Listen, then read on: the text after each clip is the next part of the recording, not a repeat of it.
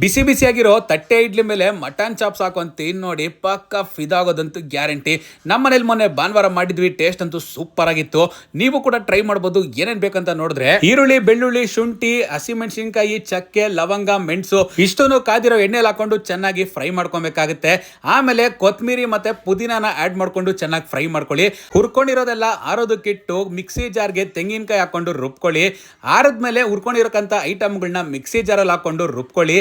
ಅದಾದ್ಮೇಲೆ 1.5 ಸ್ಪೂನ್ ಧನಿಯಾ ಪುಡಿನ ಹಾಕೊಂಡು ಮತ್ತೆ ರುಬ್ಕೊಳ್ಳಿ. ನಾನಿಲ್ಲಿ ಮಾಡ್ತಾ ಇರೋದು 1 kg ಮಟನ್ಗೆ ಗುರು. ಮತ್ತೆ ಒಂದು ಕುಕ್ಕರ್ ತಗೊಂಡು ಕಾದ ಎಣ್ಣೆಗೆ ಈರುಳ್ಳಿ, ಟೊಮೆಟೊ ಹಾಕ್ಬಿಟ್ಟು ಫ್ರೈ ಮಾಡ್ಕೊಳ್ಳಿ. ಮಟನ್ ಎಲ್ಲ ಕ್ಲೀನ್ ಆಗಿ ವಾಶ್ ಮಾಡ್ಕೊಂಡು ಆಮೇಲೆ ಕುಕ್ಕರ್ಗೆ ಆಡ್ ಮಾಡ್ಕೊಂಡು ಚೆನ್ನಾಗಿ ಫ್ರೈ ಮಾಡ್ಕೊಬೇಕು ಎಣ್ಣೆಲಿ.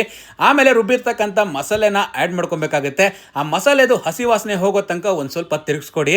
ಆಮೇಲೆ ನಿಮ್ಗೆ ಬೇಕಾದ್ರೆ ನೀರನ್ನ ಆಡ್ ಮಾಡ್ಕೊಳ್ಳಿ. ನಾವು ಒಂದ್ ಸ್ವಲ್ಪ ಜನ ಜಾಸ್ತಿ ಇದ್ವಿ ಅಂತ ನೀರು ಹಾಕೊಂಡ್ವಿ. ರುಚಿಗೆ ತಕ್ಕಷ್ಟು ಉಪ್ಪನ್ನ ಆಡ್ ಮಾಡ್ಕೊಂಡು ಕಲ್ಸ್ಬಿಟ್ಟು ಒಂದ್ 5 ವಿಸಿಲ್ ಮಟನ್ ಇಡೋದಕ್ಕೆ ಬಿಟ್ಬಿಟ್ರೆ ಬಿಸಿ ಬಿಸಿಯಾಗಿ ಘಮ ಘಮ ಅನ್ನೋ ಮಟನ್ ಚಾಪ್ಸ್ ಅಂತೂ ರೆಡಿ ಗುರು. ಬಿಸಿ ಬಿಸಿಯಾಗಿರೋ ಇಡ್ಲಿ ಜೊತೆಗೆ ಅಥವಾ ಮುದ್ದೆ ಜೊತೆಗೆ ಇದನ್ನ ಸಜೆಸ್ಟ್ ಮಾಡ್ತೀನಿ. ತಿನ್ ನೋಡಿ ಪಕ್ಕ ಫಿದಾಗೋದಂತೂ guarantee. Quality of the mutton, ಊರಲ್ಲೇ ಕುಯ್ಯೋ ಮಟನ್ ಇಂದ ಸೂಪರ್ ಆಗಿತ್ತು. ತಿಂತಾ ಇದ್ರೆ ಟೇಸ್ಟು ಅಷ್ಟೇ ಮಸ್ತ್ ಆಗಿರುತ್ತೆ. ಮಿಸ್ ಮಾಡದೆ ನೀವು ಕೂಡ ಟ್ರೈ ಮಾಡಿ.